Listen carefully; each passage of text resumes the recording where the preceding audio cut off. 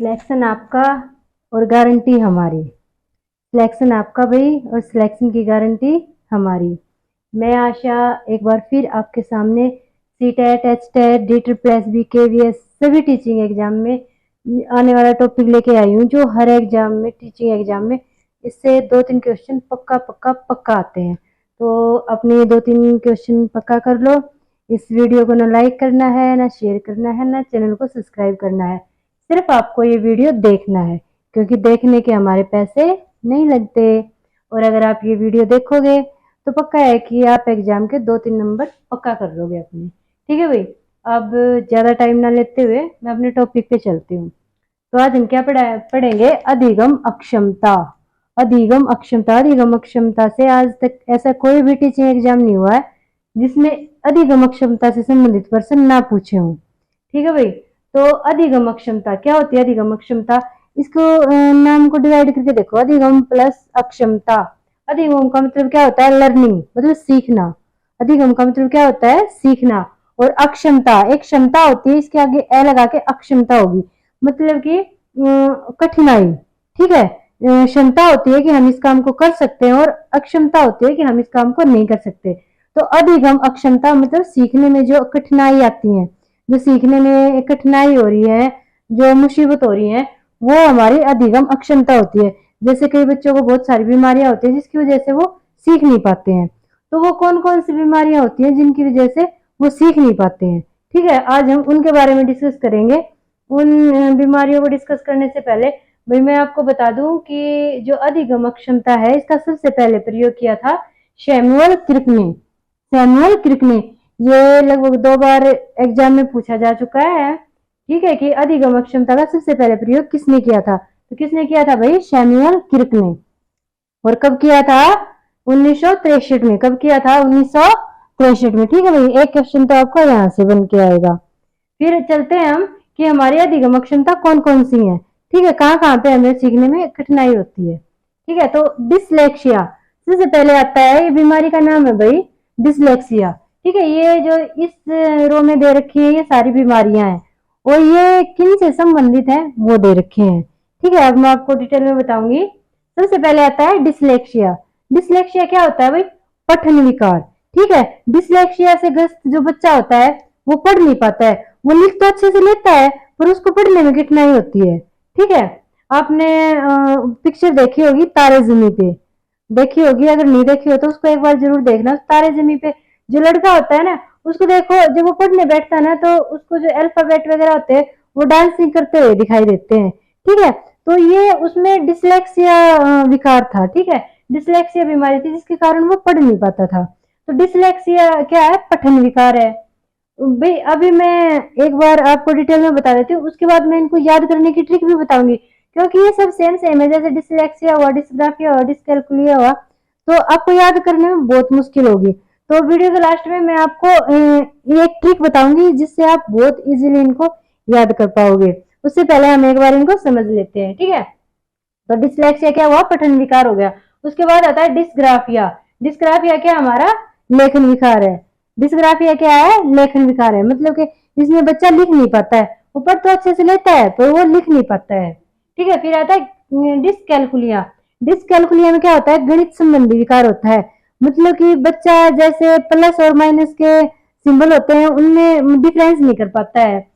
गुणा भाग के जो होते हैं उनमें डिफरेंस नहीं कर पाता, मतलब कि वो गणित की समस्याओं को सोल्व नहीं कर पाता। वो हिंदी में अच्छा होता है, इंग्लिश में अच्छा होता है, और अदर लैंग्वेज होती है उनमें अच्छा होता है, पर वो गणित के सवाल नहीं कर पाता। ठीक है, तो वो किस बीमारी से ग्रस्त है? डिसकैलकुलिया से। उसके बाद आता है हमारा डिस्प्रेक्सिया। डिस्प्रेक्सिया में क्या होता है? लेखन व चित्रांकन विकार होता है। देखो भाई, लेखन विकार डिस्ग्राफिया में भी था, पर इसमें सिर्फ बच्चों को लिखने में दिक्कत थी। पर ये जो डिस्प्रेक्सिया है, इसमें लेखन व चित्रांकन विकार है, मतलब बच्चे को लिखने में भी प्रॉब्लम हो रही है और बच्चे को चित्र बनाने में भी प्रॉब्लम हो रही है। ठीक है, तो इन दोनों को मिला के जो विकार हुआ वो हमारा हुआ डिस्प्रेक्सिया। उसके बाद आता है डिस्फेशिया। डिस्फेशिया क्या है भाई? वाक संबंधी विकार, मतलब कि बच्चा बोल नहीं पाता है। जैसे टीचर के सामने अच्छे से नहीं बोल पाता है, अपने दोस्तों के सामने अच्छे से नहीं बोल पाता है, माता पिता के सामने नहीं बोल पाता, या अदर कोई भी है उसके सामने वो अच्छे से बोल नहीं पाता है, तो वो क्या है? डिस्फेशिया। उसके बाद है भाई डिसऑर्थोग्राफिया। डिसऑर्थोग्राफिया क्या है भाई, हमारा वर्तनी विकार है। डिसऑर्थोग्राफिया क्या है, वर्तनी विकार है। जैसे इसमें ये लेखन विकार था ना, तो जो लेखन संबंधी वर्तनी होती है, जैसे उसको पता नहीं चलता कि भाई ये छोटी की मात्रा है, ये बड़ी की मात्रा है, ये ओ की मात्रा है, ये औ की मात्रा है, मतलब क्या है कि वर्तनी संबंधी गलतियां करता है। ठीक है, उसकी राइटिंग अच्छी है, वो पढ़ता भी अच्छा है, पर क्या है उसको लिखने में उसको मात्राओं का ज्ञान नहीं है, वर्तनी का ज्ञान ही नहीं है, तो वो क्या है, डिसऑर्थोग्राफिया से ग्रस्त है।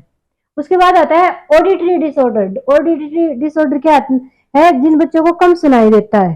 ठीक है, जिन बच्चों को कम सुनाई देता है, श्रवण विकार। ये श्रवण कुमार वाला श्रवण मत समझ लेना भाई, ये श्रवण है सुनने वाला। ठीक है, तो उनको श्रवण विकार होता है। उसके बाद आता है भाई विजुअल डिसऑर्डर। विजुअल डिसऑर्डर क्या होता है, दृश्य विकार। मतलब कि कई बच्चों की आंखें कमजोर होती है ना, अगर वो बच्चे क्लास में पीछे बैठते हैं तो उनको बोर्ड पे साफ दिखाई नहीं देता है। ठीक है, तो वो किससे ग्रस्त होते हैं, वो विजुअल डिसऑर्डर से ग्रस्त होते हैं। ठीक है, उनमें दृश्य विकार होता है, वो अच्छे से देख नहीं पाते, तो ऐसे बच्चों को क्या किया जाता है, आगे बिठाया जाता है। उसके बाद आता है सेंसरी इंटीग्रेशन। सेंसरी इंटीग्रेशन क्या होता है, इंद्रिय शमन में अक्षमता। इंद्रिय शमन में अक्षमता, इसमें क्या होता है कि बच्चा अपनी इंद्रियों पे अच्छे से फोकस नहीं कर पाता। जैसे कई बच्चे देखे होंगे ऐसे बैठते हैं तो उनके मुंह से लार टपकती रहती है। ठीक है, उनका उनके इंद्रियों पे कंट्रोल नहीं है, इसलिए उनकी लार वगैरह टपकती रहती है। ठीक है, तो उनका कई बच्चे जैसे छोटे बच्चे होते हैं वो पैंट में सुसु कर देते हैं, क्यों, क्योंकि उनका उनकी इंद्रियों पे कंट्रोल नहीं है।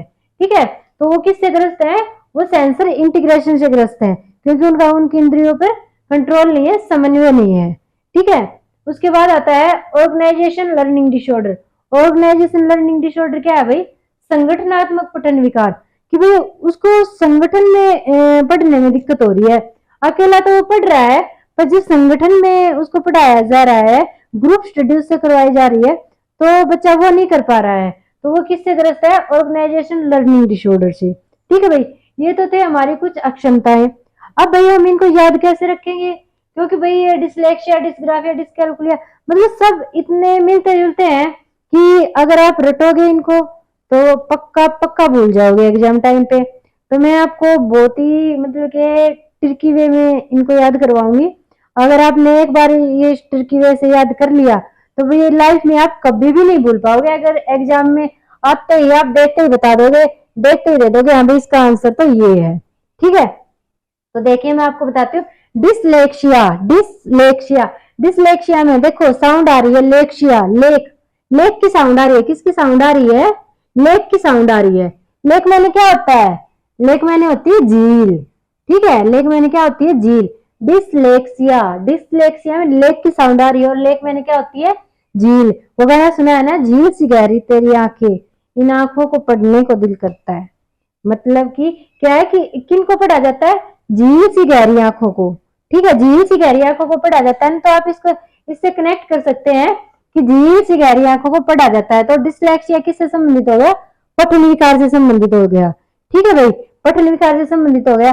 और इनकी कोई ट्रिक नहीं है, आपको ऐसे ही अगर आप याद करोगे तो एग्जाम में देखते ही आप उत्तर दे दोगे, अदरवाइज आप इनमें कंफ्यूज हो जाओगे। तो ध्यान से देखना, डिसलेक्सिया में किसकी साउंड है, लेक की। लेक में क्या होता है, झील, और झील सी गहरी आंखों को क्या किया जाता है, पढ़ा जाता है। तो डिसलेक्सिया किससे संबंधित हो गया भाई, पढ़ने से संबंधित हो गया, पठन विकार हो गया। उसके बाद आता है डिसग्राफिया। डिसग्राफिया में ये देखो भाई क्या है, ग्राफ। ग्राफ क्या होता है, ऐसे ऐसे ऐसे ऐसे करके ग्राफ तैयार किया जाता है। तो ग्राफ में किसका यूज हुआ, पेन का, कागज का यूज हुआ। और पेन और कागज का यूज और किसमें होता है, लेखन में होता है, लिखने में होता है ना भाई। तो ग्राफ, ग्राफ में पेपर और पेंसिल का यूज होता है, और पेपर पेंसिल का यूज किसमें होता है, लिखने में होता है। तो जहां पे ग्राफ आ जाए वहां पे समझ लो कि ये लेखन से संबंधित है। तो ये कौन सा विकार है, लेखन का विकार है। जहां पर भी ग्राफ आपको दिखाई दे तो वो किसका विकार है, वो लेखन संबंधी विकार है। उसके बाद आता है हमारा डिसकैलकुलिया। डिसकैलकुलिया में देखो भाई, कैलकुलिया, कैलकुलिया से साउंड निकल के आ रहा है कैलकुलेटर। कैलकुलिया से किसका साउंड निकल के आ रहा है, कैलकुलेटर का।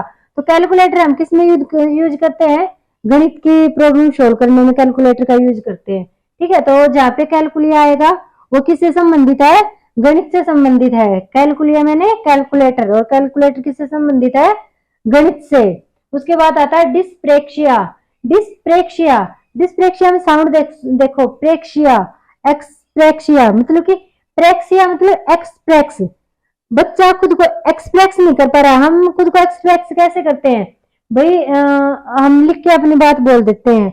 अगर हमें लिखना नहीं आता तो हम चित्र बना के अपनी बात कह देते हैं, ठीक है। तो डिस्प्रेक्सिया, एक्सप्रेक्सिया मतलब बच्चे को खुद को एक्सप्रेस करने में दिक्कत हो रही है, और वो खुद को एक्सप्रेस कैसे कर रहा है? लिख के और चित्र बना के करना चाह रहा है वो खुद को, मगर वो कर नहीं पा रहा है, तो उसमें लेखन या चित्रांकन का विकार है। और बीमारी कौन सी है? डिस्प्रेक्सिया, प्रेक्सिया से एक्सप्रेस नहीं कर पा रहा है खुद को। उसके बाद है डिस्फेशिया। डिस्फेशिया में देखो भाई, फेशिया, इसको याद करने की दो ट्रिक है। एक तो देखो इसमें डिस्फेशिया मतलब कि फेशिया में क्या है? Face to face. अगर हम किसी के फेस टू फेस जाते हैं तो क्या होता है? हमारे बीच वाक संबंध होता है, मतलब कि हम बोलते हैं, ठीक है, एक दूसरे से बात करते हैं, बोलते हैं, तो बोलने वाला क्या होता है? वाक होता है ना, तो वाक संबंध होता है।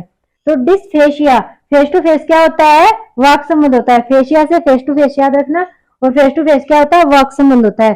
तो वाक संबंधी विकार क्या है? डिस्फेशिया। और दूसरा क्या है कि फेशिया, हमें जब अपनी प्रॉब्लम को फेस करना होता है तो हम कैसे फेस करते हैं भाई? बोलकर, ठीक है। हम ये बोलते हैं कि मैं इस प्रॉब्लम से नहीं घबराऊंगी और मैं इस प्रॉब्लम का सोल्यूशन कर लूंगी, हम बोलते हैं ना। तो बोलने संबंधी जो विकार है वो किससे है? डिस्फेशिया से, ठीक है। तो फेस टू फेस से याद कर लेना, फेस टू फेस जाके क्या करते हैं? वॉक संबंध बनता है, तो फेस टू फेस से वाक संबंधी विकार हो गया। उसके बाद आता है डिसऑर्थोग्राफिया। डिसऑर्थोग्राफिया, अब देखो भाई, ग्राफ से हमने देखा था लेखन विकार, ठीक है। ग्राफ से हमने कौन सा याद किया था? लेखन विकार याद किया था। अब डिस भी है, इसमें भी डिस है, इसमें ग्राफ है, इसमें भी ग्राफ है, इसमें ऑर्थो अलग से दे दिया। ऑर्थो का मतलब क्या लेंगे? ओ की मात्रा भी दे दी भाई, तो मात्रा संबंधी, ओ की मात्रा, थो की मात्रा, ठीक है, थो पे भी मात्रा है ओ की, तो मात्राओं से संबंधित विकार है, मतलब वर्तनी से संबंधित विकार है, ठीक है। लिखने में जो हमारी वर्तनी त्रुटियां होती हैं उनसे संबंधित विकार है। ये कौन सा है? डिसऑर्थोग्राफिया, ठीक है। उसके बाद आता है ऑडिटरी डिसऑर्डर।